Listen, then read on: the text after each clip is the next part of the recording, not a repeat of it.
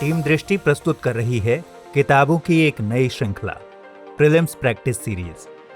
इस सीरीज में हैं 6 पुस्तकें जिनकी मदद से आप कर सकेंगे प्रीलिम्स परीक्षा के लिए 10,000 से अधिक प्रश्नों का अभ्यास, ताकि परीक्षा में अधिकांश प्रश्न आपको जाने पहचाने से लगें और आप आसानी से भेद सकें प्रीलिम्स का चक्रव्यूह। इन किताबों में शामिल हैं आज तक पूछे गए व भविष्य के लिए संभावित सभी प्रश्न, IAS, PCS, UGC net, CDS, NDA व CAPF आदि सभी परीक्षाओं के प्रश्नों का संकलन, प्रत्येक प्रश्न के उत्तर की विस्तृत व्याख्या। प्रीलिम्स प्रैक्टिस सीरीज की 6 किताबें हैं। भारतीय संविधान व राज्य व्यवस्था 1600 से ज्यादा प्रश्न, भारतीय इतिहास एवं कला संस्कृति 2300 से ज्यादा प्रश्न, भूगोल एवं पर्यावरण पारिस्थितिकी 2500 से ज्यादा प्रश्न, भारतीय अर्थव्यवस्था 1200 से ज्यादा प्रश्न, सामान्य विज्ञान एवं विज्ञान प्रौद्योगिकी 1500 से ज्यादा प्रश्न, भारत 2020 बजट, आर्थिक सर्वेक्षण व करंट अफेयर्स, इसमें है 1500 से ज्यादा प्रश्न। खरीदने के लिए संपर्क कीजिए अपनी नजदीकी बुक शॉप से या विजिट कीजिए हमारी वेबसाइट drishtiis.com या मंगवा लीजिए अमेज़न अथवा फ्लिपकार्ट से। आपकी सुविधा के लिए इन किताबों के डायरेक्ट लिंक्स इस वीडियो के डिस्क्रिप्शन और कमेंट बॉक्स में दिए गए हैं।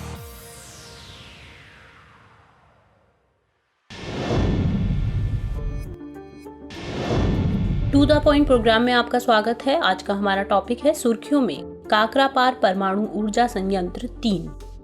आइए जानते हैं यह चर्चा में क्यों है। काकरापार परमाणु ऊर्जा संयंत्र के तीसरे यूनिट ने पहली बार क्रिटिकलिटी प्राप्त की है।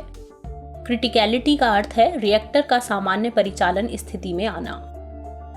ऊर्जा संयंत्र के सामान्य परिचालन स्थिति में आना इस बात का संकेत है कि यह संयंत्र ऊर्जा उत्पादन के लिए अब तैयार है। पूरी तरह से स्वदेशी तकनीक पर आधारित कैप 3 को मेक इन इंडिया के लिहाज से एक गौरवपूर्ण उपलब्धि माना जा रहा है। आइए जानते हैं कैप 3 के बारे में। यह भारत का पहला 700 मेगावाट क्षमता वाला यूनिट है। यह गुजरात के तापी जिले में स्थित है। यह दाबित भारी जल रिएक्टर यानी pressurised heavy water reactor PHWR का सबसे बड़ा स्वदेशी विकसित वेरिएंट है। PHWR में ईंधन के रूप में प्राकृतिक यूरेनियम और मॉडरेटर के रूप में भारी जल का प्रयोग किया जाता है। इस यूनिट पर 2011 में काम शुरू हुआ था। इसमें निम्नलिखित एडवांस सेफ्टी फीचर्स हैं: steel lined inner containment, passive decay heat removal system, containment spray system, hydrogen management system.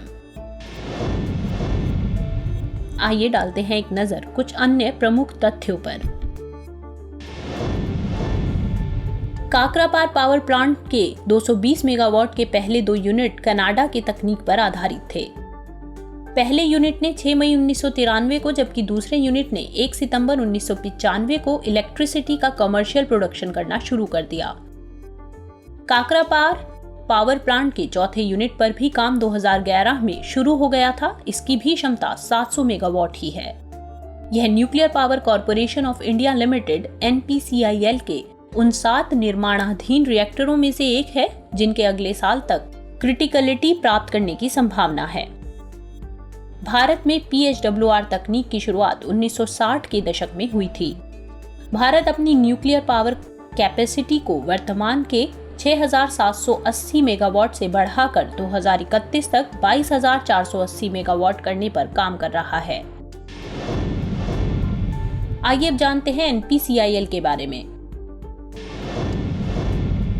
NPCIL एक सार्वजनिक क्षेत्र का उद्यम पब्लिक सेक्टर अंडरटेकिंग PSU है। इसका मुख्यालय मुंबई, महाराष्ट्र में स्थित है। यह भारत सरकार के डिपार्टमेंट ऑफ एटॉमिक एनर्जी के प्रशासनिक नियंत्रण में है।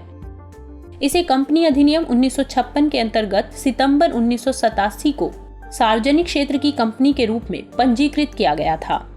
अब बात करते हैं आज के प्रश्न की। काकरापार परमाणु ऊर्जा संयंत्र 3 के संदर्भ में निम्नलिखित कथनों पर विचार कीजिए। पहला, यह भारत का पहला 700 मेगावाट क्षमता वाला यूनिट है। दूसरा, यह तमिलनाडु राज्य में स्थित है। उपयुक्त में से कौन सा या कौन से कथन असत्य है या हैं? ऑप्शंस है केवल एक, केवल दो, एक और दो दोनों, ना तो एक और ना ही दो। प्रश्न में असत्य कथन पूछा गया है, तो इस लिहाज से इसका सही उत्तर होगा ऑप्शन बी, केवल दो।